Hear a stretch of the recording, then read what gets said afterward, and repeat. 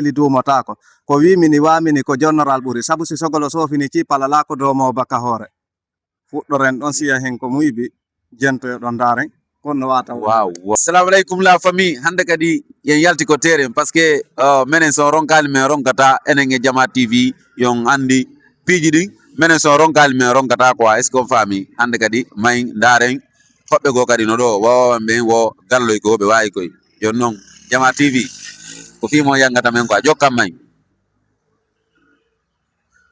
Assalamu alaikum. Alaikum salam. On jaram. Nala ton. Yo make honno. Sadi Guba. On tawi ko men. Labeleluma. Labeleluma. Naam.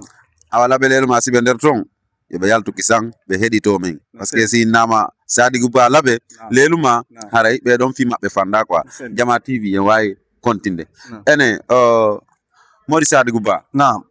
Haray men nani inde mon ko réseaux sociaux moƴƴi No selli. jonno menen men faala andude taw son wawi harana muyɓi tum wawno yon wawi goɗɗum go ton. Naam. Yon wawi walla wawata yen wawi essayude anda. Awa essaye memana en ɗon seeɗa. No selli.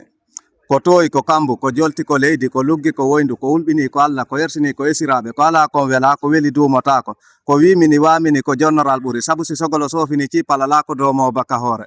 Abbe to mi landu est ce que ɗum ɗon on jangan walla on muynu walla ɗum ɗon konno woniri. Mi janga. O muynu ɗum ɗum ɗon ko tawal quoi. ko tawal. Memanen kadi ko muyɓi seeɗa. Kalilan ya usano maro ardi wo mi ñamoyay wala tabukiya sikote waɗuɗon mi beppinay. Naam. Wa ɓon ibadallahi son waɗi ton kadi tewu gerto mi anyata ɗum.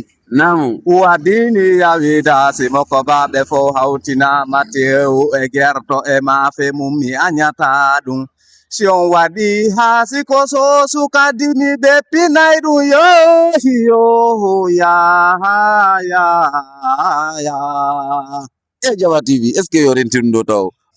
Kalilan ya usano moko baɓe sare wo no wayi wo wa haɓɓon ibadallahi pay kun yawota ko moko ba wadini yawi dasi a yawi ke moko ba e ɓoyay boneji ɗuɗuɗi moko ba ko acca ɗum yo kawuyo ya.